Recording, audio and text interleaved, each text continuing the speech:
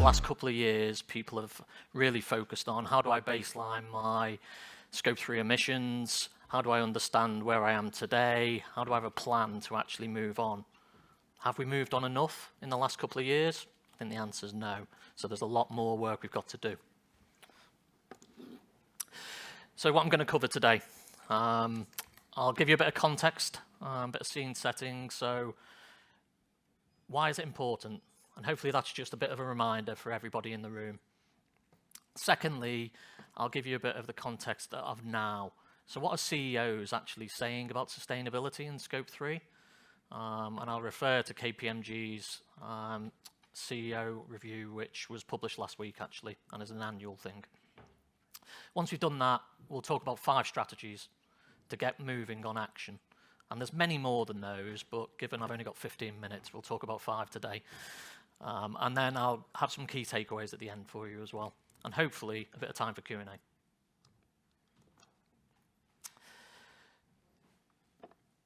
So why are supply chains so important for decarbonisation?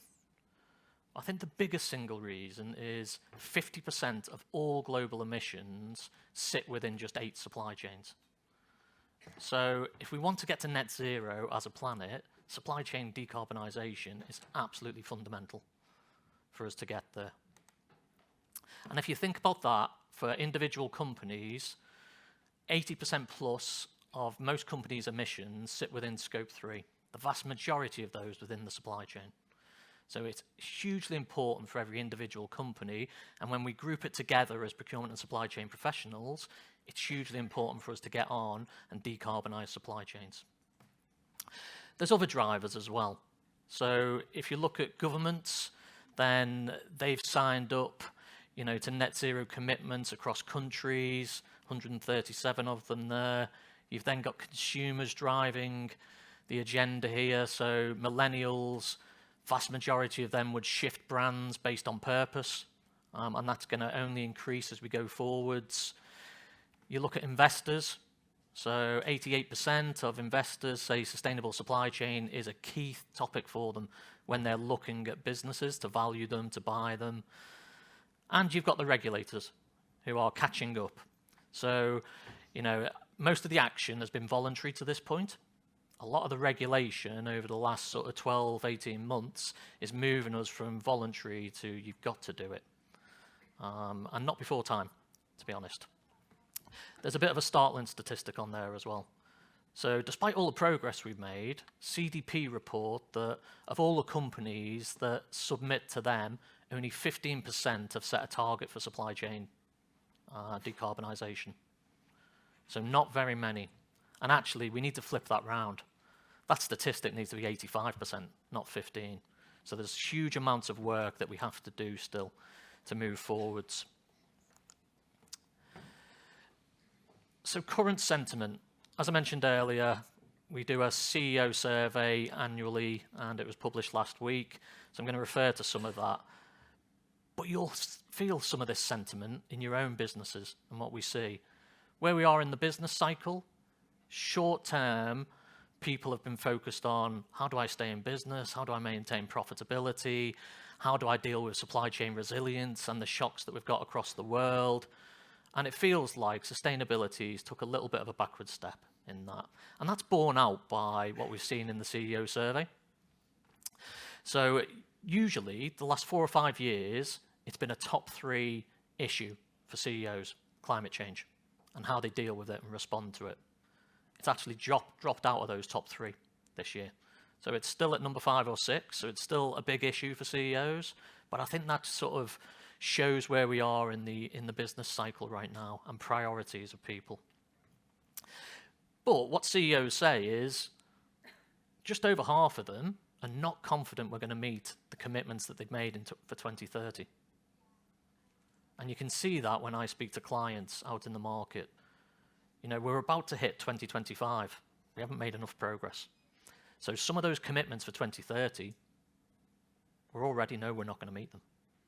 We've got to accelerate into action and get out of the measurement phase, really. And then, I think it makes sense then, the other statistic there with the 47% on. So almost half of CEOs aren't ready to take scrutiny from shareholders or other stakeholders around how they're going to meet those commitments. We haven't got enough of a plan that people actually believe in about how we're going to get there. So we've got a lot more work to do, and CEOs recognize that. If you look at their concerns, number one concern is actually competitors gaining an edge on them.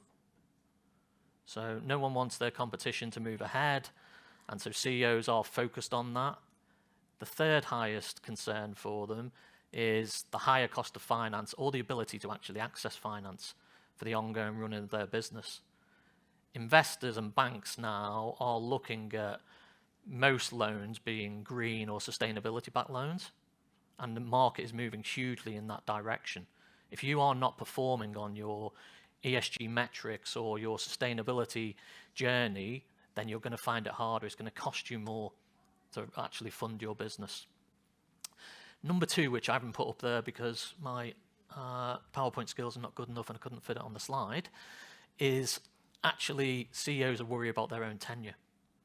If they don't meet those commitments, they think they're not going to be in a job coming down the line. And I think that's going to be true in a lot of cases. And again, an absolute priority for us to help the CEOs with the action because supply chains are so important. Along the bottom here, I've listed the concerns of those CEOs about actually making these achievements. What do they see as the barriers and the blockers? So number one is supply chain decarbonisation and the complexity of it. Everyone recognises it's a huge challenge, and it is. It's hugely complex. So I work with one of the largest consumer goods companies in the world. They've got 100,000 tier one suppliers. So think about that, right? A lot of their carbon actually sits lower down in the supply chain.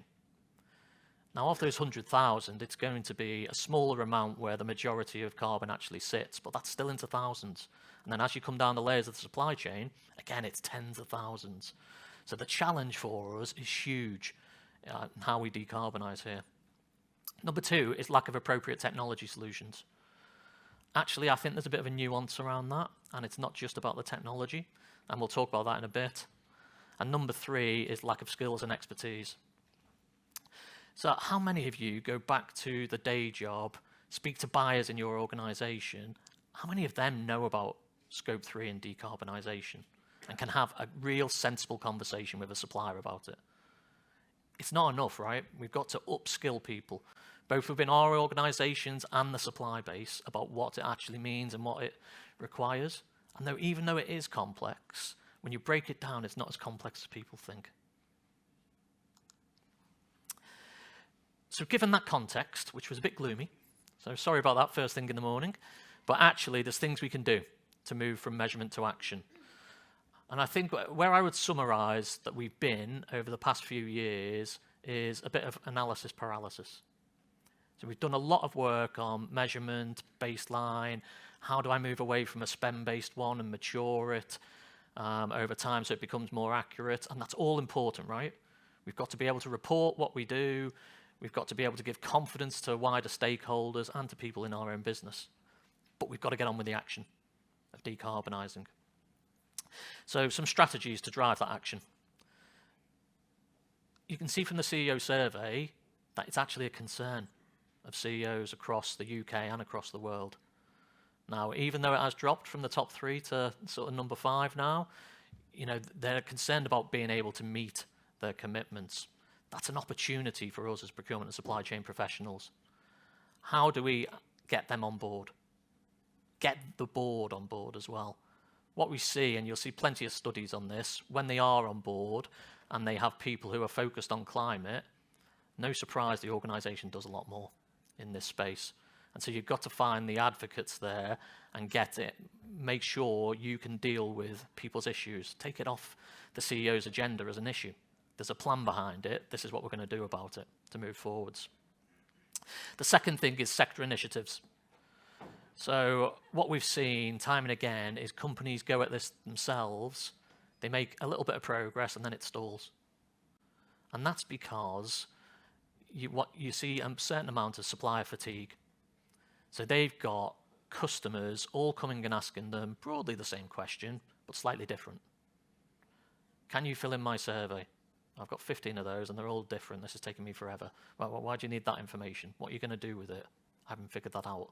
Right, well, that's a useful use of my time, isn't it? Where we see people make traction, it's where there's sector-wide initiatives. So the suppliers know that actually you're going to come with one request, and it's going to be the same from everybody in that sector. So a good example of that is Energize in the pharma industry.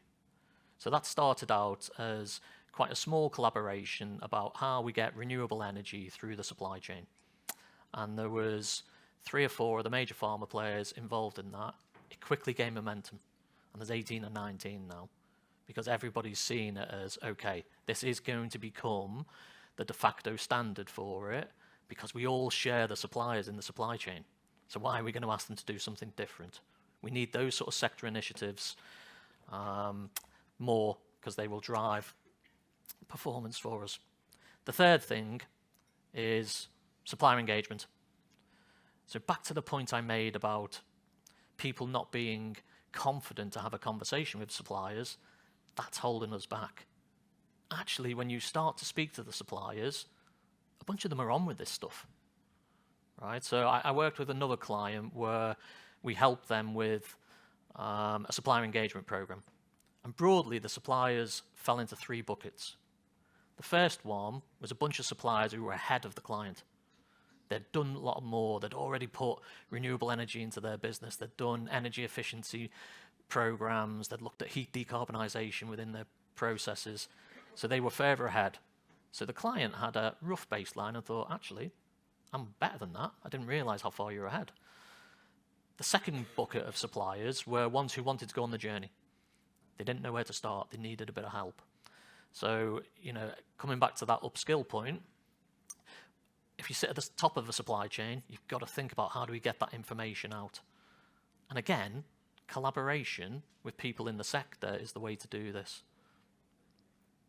The third bucket was a group of suppliers who came in and said, I don't believe in climate change. It's not going to change my business at all. Which, when one of your key clients is saying this is where we're going, that's quite ballsy for them to do that, right? Now, but what we found with that client is the immediate answer was, well, we'll source away from them. But a few of them were actually critical, and there wasn't many options to source away. So you've got to build that into your plans as well. There are going to be people in your supply base who won't want to do the stuff that you want them to, and you can't easily get away from them. But speak to the suppliers. This is how you're going to make progress. Upskill was spoken about a couple of times, both inside your organization. We've got to train buyers and other people across the organization in carbon so they understand it. So it becomes like price, like quality, like service, one of those measures that you think about with all your decisions when selecting suppliers and measuring their performance. And again, we've got to get that training out across the supply base. Because right now, the variability in people's understanding is huge. The final thing is the technology bit. Now, coming back to the CEO's point on technology solutions, the technology solutions exist, right? The broad ability of the technology to do what you want it to do has existed for a long time, right? You need to communicate with suppliers, you need to share data between you. They exist as broad platforms. Where they need help is actually an emissions model for your sector or for a particular category as a start point. And so that's where, it needs a combination of professional services firms like KPMG and others with the technology providers, because their technology can do what you need it to do, but it needs to be built upon. And so for me, the technology point is more around data. Right now, we haven't got consistency and standardization of the data that we want, and also people don't understand what is the data they need to collect. And so there's another statistic there about sustainability leaders. So 72% don't trust the data they have to work with. And that's quite startling, right? We've got to improve data. So there's a big push we're seeing in clients to improve non-financial reporting to the same standard as financial reporting. That's going to take some time, but we've got to improve massively in that area. If you combine these 5 strategies together, you'll start to get movement. and start to get action. So, yeah, there's plenty more, right? There's things you can do as initiatives, whole supply-based ones. The simplest one that most people do is, I'll give you a time frame when I want everyone to move to renewable energy. Easier said than done, right? There's capacity issues and getting hold of it. But in a country with a grid like ours, you can do that. When you've got a global supply chain, there's lots of countries where right now it's impossible. But we've got to get people focused and moving. And there's PPAs and things you can do, right, to help as well. So key takeaways. Get the board on side. Get your CEO on side. Take away their worry about the commitments, because so much of their commitments around decarbonisation rest with us within procurement and supply chain to actually go and deliver for them. Collaborate across your sector with other players in there, with suppliers, with government, with regulators, with NGOs, and actually with competitors. Right? We're going to have to do that to get the systemic change that we want. And we definitely see companies, when they collaborate, make way more progress than when companies go at it themselves. And the technology point. I spoke earlier about that client with 100,000 suppliers. Without technology, you can't do this. Right? You can get started with a small group of those suppliers, and most people are starting and they've got Excel. But frankly, when we're going to share this amount of data across that many suppliers, you're going to need technology to scale across them. The other thing to start thinking about is move away from compliance and just meeting commitments. How do we then turn a sustainable supply chain into competitive advantage for our organizations? So if you're a consumer business, and I talk about sustainable supply chain in the wider sense then, not just decarbonisation, but nature positive, people positive supply chain as well, then you can turn that into, okay, how do I get that into the marketing and labelling around my products? Think about the stat earlier about millennials. 91% of them will switch to a brand that's got a purpose. You can actually turn your supply chain into a competitive advantage. And then on the B2B, you can help your clients move forward with their own agendas because you're ahead of them. So absolutely get it from compliance into strategic. And that's it. So thanks for listening.